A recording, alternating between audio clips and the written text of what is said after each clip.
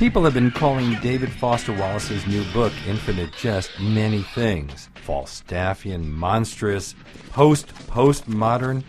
The term genius gets used quite a bit as well. One thing is for sure, it's definitely the biggest novel of the year, weighing in at 3 pounds 3 ounces with 1,079 pages. It's not exactly a tome to be taken lightly. And it's been selling quite rapidly, with a second printing already underway. So, just who is the perpetrator of this magnum opus, and what is he attempting here? Well, I can tell you David Foster Wallace has a previous novel, The Broom of the System, and a short story collection, Girl with Curious Hair. But for further details, we have a wonderful chance of asking him himself. Mr. Wallace joins me now on New York & Company. Hello. Hello. I understand that it took you 3 years to write this book. Did you have any idea that it was going to take that long? I had an idea that I wanted to do something long and kind of sad, and I knew it would take at least a couple of years. I didn't really know how long the book was going to be and how long it would take to write. And it was only when you were in the middle that you realized that it was going to go on for a couple of thousand pages? There was kind of I remember a dark period in the middle when I sort of realized that things were not as I had planned, yeah. Well, there's nothing wrong with it, and some pretty good books have been really long, but modern publishers don't exactly love the idea of a book this big. So was there a resistance when Little Brown realized that you were going to come in with a really big book? Well, the book that I delivered to the editor, Michael Peach, in the summer of '94 was several hundred pages longer than it is now, so there were some cuts. Michael, they bought the book. It's the only thing I've ever done that I sold before it was done, because I just basically needed to buy groceries. And you got a nice advance on this book too. I got enough to live on for a couple of years. Yeah, no, they've been very nice.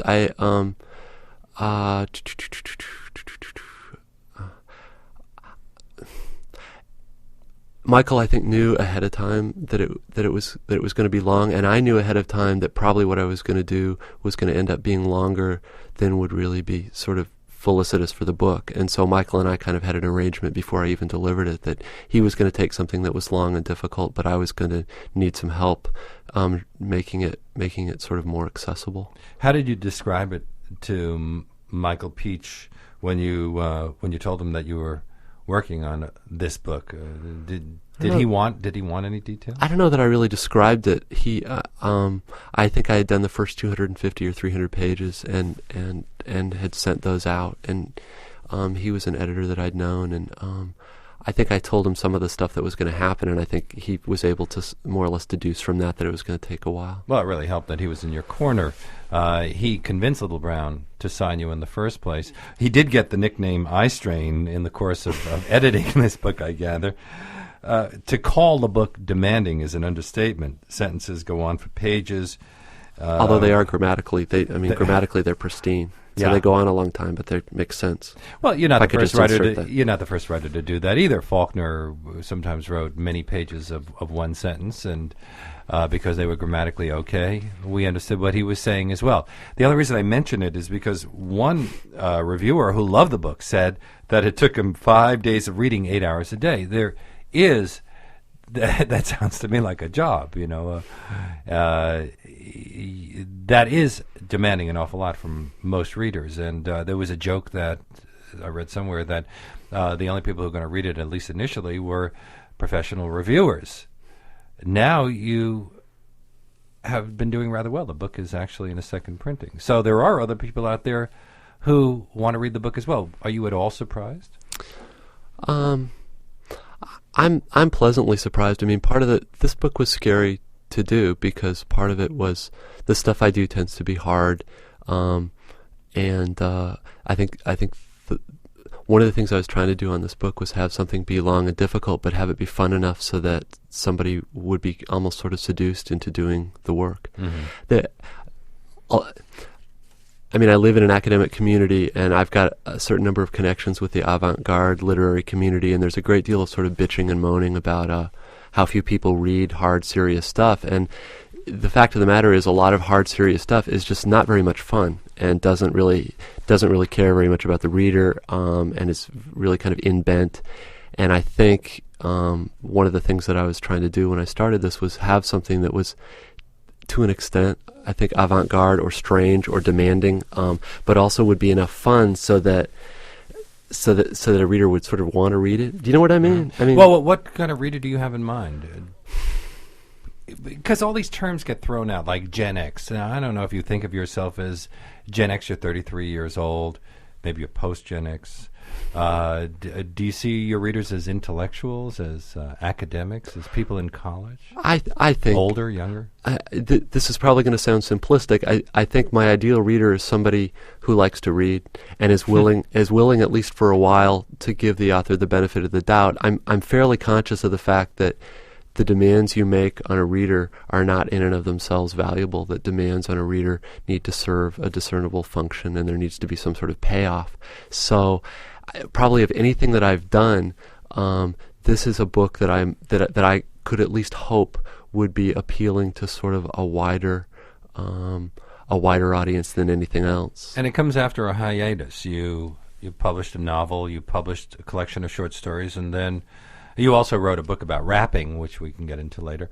But there was this period where you didn't write anything. You went off and studied philosophy because you felt uncomfortable with traditional writing forms? I don't know whether I felt uncomfortable.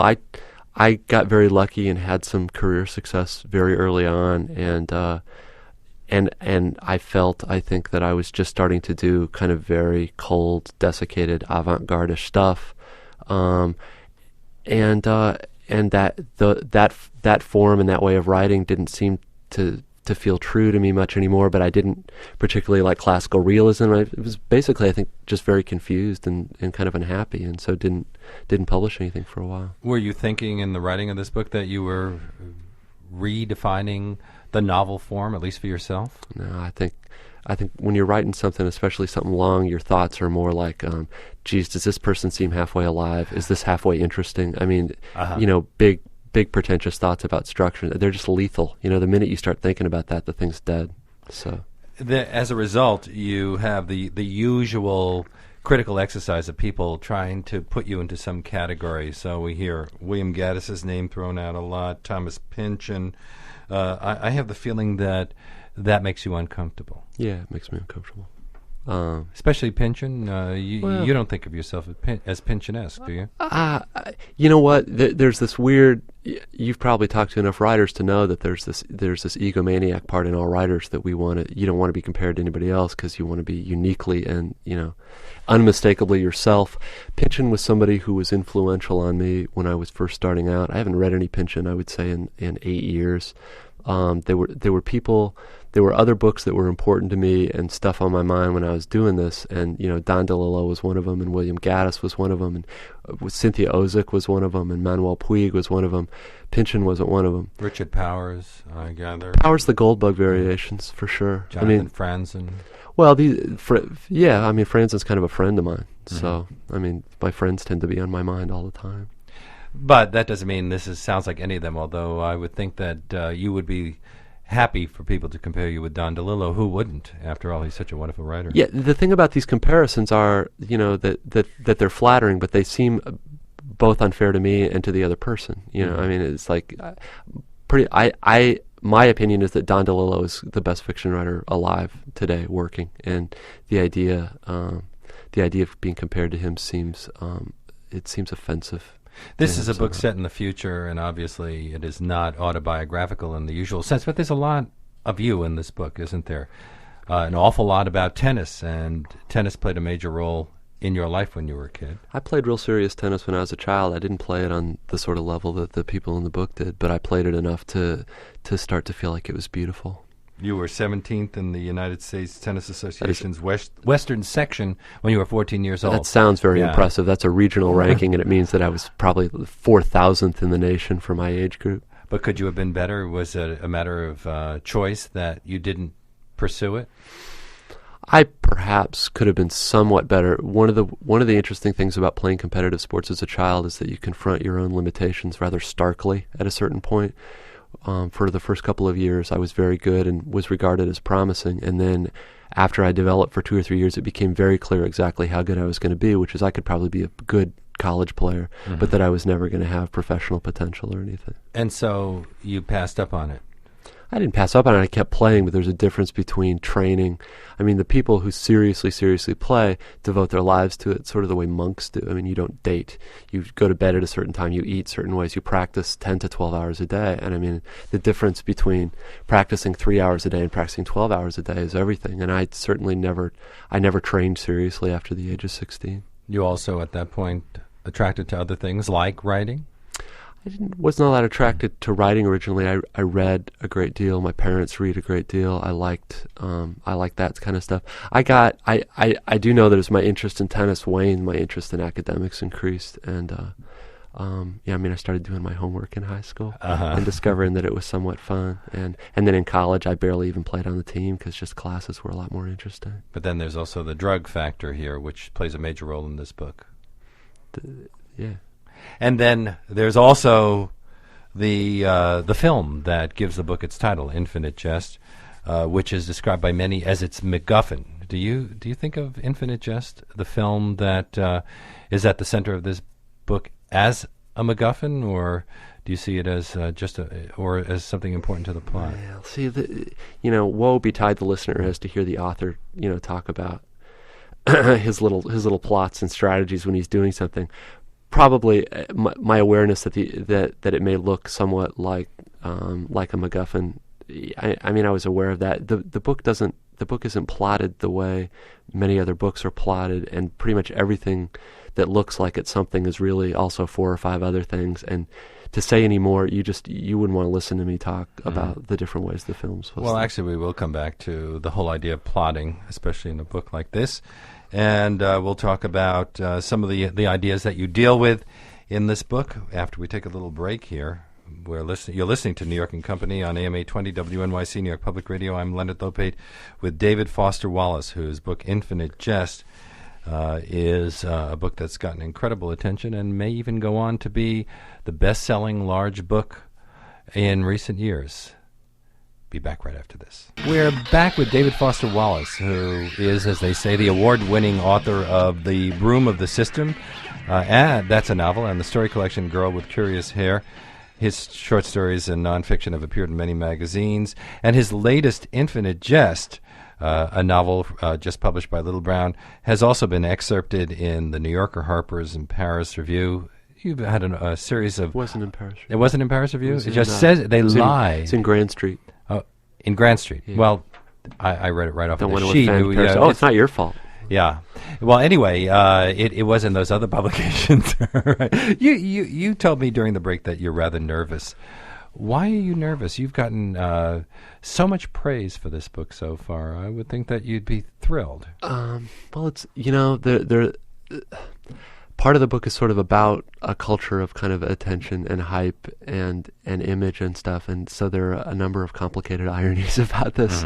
And writers are combinations of very shy people and egomaniacs. I probably enjoy praise and attention, but I enjoy it on my own terms when I can sit at home and chuckle by myself. I was surprised that you hadn't read some of the very nice reviews that I have before me. So you're avoiding them for the time being? Part of the thing is, in a way, I'm older now, and I've done some stuff before. Reading reviews, reviews aren't for the writer. They're a judge kind of telling a prospective buyer whether the book's good or not, and reading them is rather like eavesdropping on two people talk. It's very tempting to do it, but you always end up getting your feelings hurt, and they're not designed to help you. They're not for you. They're for potential buyers. I will read them at some point. I won't be able to resist, but I'm working on other stuff right now, and it just makes me nuts. So most of those articles try to summarize the plot, and then they say at some point, well, this is a plot that's impossible to summarize. Plot was not the key for you here. You would have to define key. There... Well, were you driven? Was the plot a driving force, or was the plot just an excuse to something to hang all the other things that you were interested in onto? I would say neither. I would say the idea of plot interests me, and plots function in various kinds of entertainment, and how people relate to plot is interesting to me, and some of the book is sort of about that, and some of the plot kind of plays with that idea, although not in any kind of coy metafictional way. So a lot of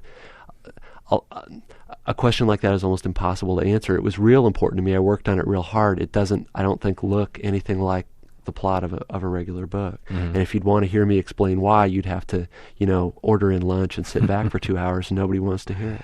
You also said that it doesn't look like the book you imagined. That is part of the struggle. I have some quotes somewhere. I'll have to find out. I'll have to try to find it. Well, I object to the cover because it looks like the American Airlines safety packet. But this is a long-standing feud between me and Little Brown. I sent them a number of ingenious cover ideas, which they rejected. So, well, I that think cover is under protest. I think the cover is rather effective, so it's okay. You said here there's no meteorology in the book, though. Well, whatever. You've written, the fiction always comes out so horrifically defective, so hideous a betrayal of all your hopes for it. That's what I really meant. Oh, that though is about what it's like to write the thing, and how marvelous it seems when it's in your head, and how real and therefore unperfect it seems when it comes out. That was for that little thing they asked me to write about what it was like to write it.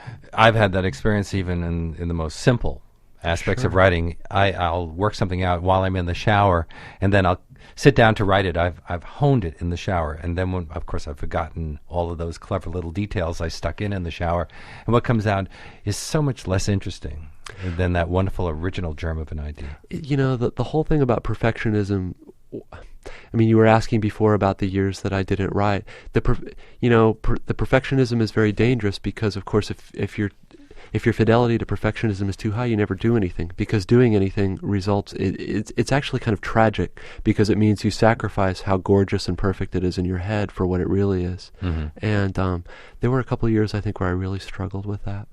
The book is imperfect, but I also know that the book is exactly the best I could have done for the 3 years that I was working on it. And you feel good about it? I feel, yeah. This is the first thing that I've done. There are things and other things I've done that I'm very proud of. This is the first thing that I've done that I'm proud of. Like, no line was unconsidered, no fact was unresearched. Michael and I mean, it was line edited twice. Everything, there's like nothing in there that I'm going to wince about and go, oh, I screwed that up. And so it feels nice. You'll come across something early in the book and wonder, why did he put that in? And then 300 pages later or 1,000 pages later, you realize that there was a reason for that sentence that seemed totally extraneous earlier. It wasn't. It's real careful, but... Now, when you were writing it, were you conscious of that as well? Throw in this line now, knowing that you're going to get to it later, or did you go back and stick in the line as a kind of a foretelling? It was more or less the former. It was a very strange. I mean, I've written a lot of fiction. I haven't written anything this big, and just the sheer amount of stuff that, I mean, most of my brain was given over to this stuff. It was kind of hard to get around in the world for a couple of years. You basically, no matter what you were doing, teaching or whatever else, there in the back of your head was all this stuff buzzing around. I was teaching part-time at Emerson when I started this, but one of the things I did is I didn't work for 2 years, and I lived in an apartment in Syracuse that was roughly the size of most people's front hall, and it was kind of neat because the book, I mean, I know this sounds very cliche, the book became realer to me than elements of the real world, which various friends remarked on. And how did you get out of it?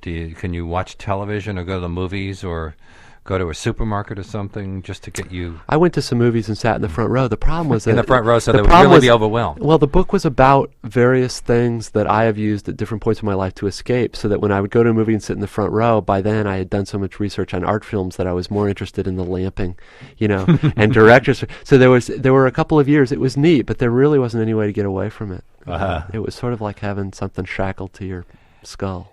In a way, this is like a first novel in that it includes, it seems to include everything you probably were thinking about for a long time. They usually say that's in the first novel, not in the second novel. But you've included everything, including, because it's set in the future, some really funny ideas like subsidized time. It's not meant to be funny. It's meant to be entirely plausible. It seems to me to be, given the level of courage Congress has about raising taxes, it seems to be a fairly painless and plausible way of reducing the deficit. So that our calendars would be have things like this is the year of, like the Chinese have the year of the rat and the year of the dragon. Yeah. We'd have the year of the the Whopper, or the Tux medicated pad. Part of the thing, a lot of this stuff was cut out, but part of the thing in the book was that the actual China was not pleased at what they viewed as the United States perversion of the lunar nominated calendar, but they thought we'd stolen the idea from them. More or less. My guest on New York & Company is David Foster Wallace, whose Infinite Jest is published by Little Brown. And this is a book that is getting incredible amount of attention for a writer who most people had not heard of until very recently. Newsweek, Esquire, I don't know, you've had stories all over the world. I assume that Vanity Fair is just around the corner. Do you feel this is an invasion into your privacy? I'm pretty good at I'm pretty good at drawing lines now. I'm grateful to Little Brown. I realize that the way the industry is now, there's a certain amount of press stuff that they require to recoup their investment on the book. So you're doing this press tour slightly under protest? No, I said that I was willing to do it. I also teach, and my kids, I'm missing 2 weeks of class, and, I can't do any more. And I don't mind doing it for a while. I don't really care about the invasion of privacy. It just makes it very hard to do new work. I mean, you sort of give yourself to a book, and then when it's done, that book's over. But of course, given the way it's structured, other people get interested in it only when it's over, and that's fine. But I'm doing different stuff now, and I don't want to think about this for too long. Still, there's a two-edged sword here. On the one hand, you understand that what Little Brown is doing is really all intended to help you and sell books. But when your face is made into some kind of a line-drawing iconic logo, you have to wonder about what impact it's going to have on your own life. Well, my face sort of looks like a line drawing anyway. It's not Does that it? big a stretch. Well, how do you teach? I can't imagine somebody who writes like this telling anybody to do anything other than follow his or her instincts. It's real interesting. I was a very difficult person to teach when I was a student, and I thought I was smarter than my teachers, and they told me a lot of things that I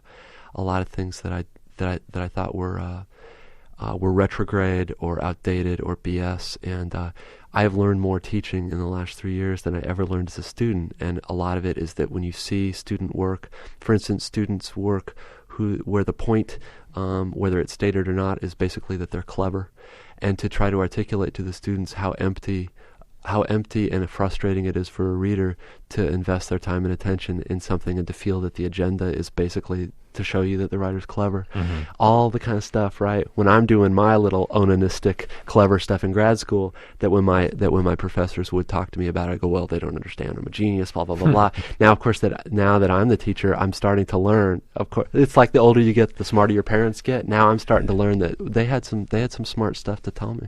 And you probably are further victimized by all of this because certain kinds of students will gravitate to your class, and those are people who think that they're kindred spirits.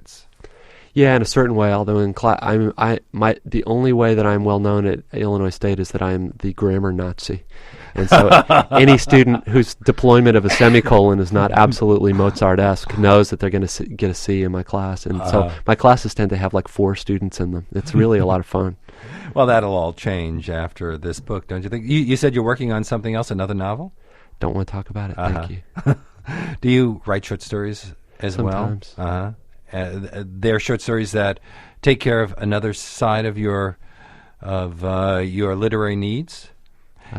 In other words, an idea pops up in your head. This isn't a novel. It isn't anything else. But it's an itch that has to be scratched. I'm not sure that it's. I don't know. Some things taste short and some things taste long. Long stuff is more about people than ideas. I think most of my stuff that started with an idea has ended up not working very well. Could you read a little bit for us? Sure. My guest on New York & Company is David Foster Wallace. His latest novel is called Infinite Jest, and I'm sure you've read about it.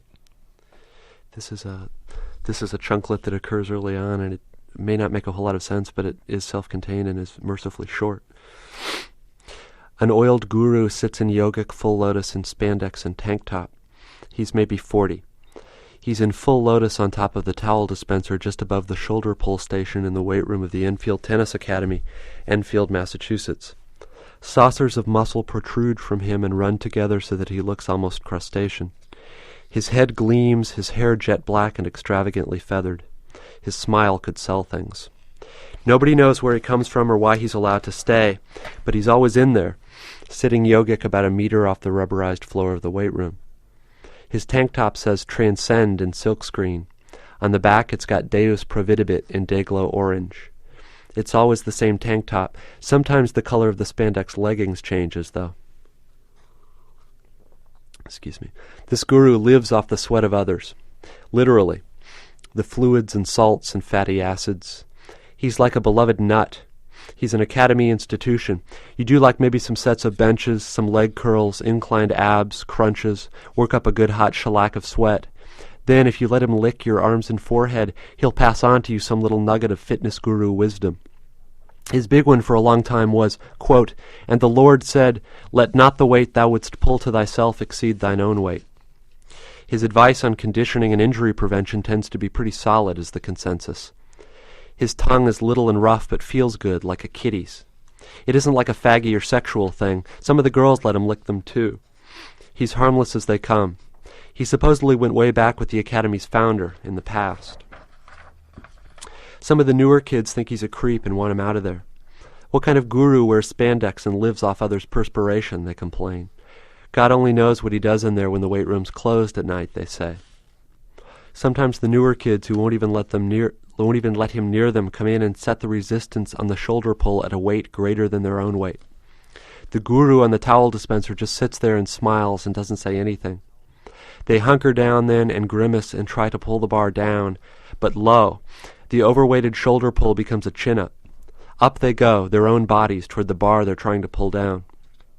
Everyone should get at least one good look at the eyes of a man who finds himself rising toward what he wants to pull down to himself.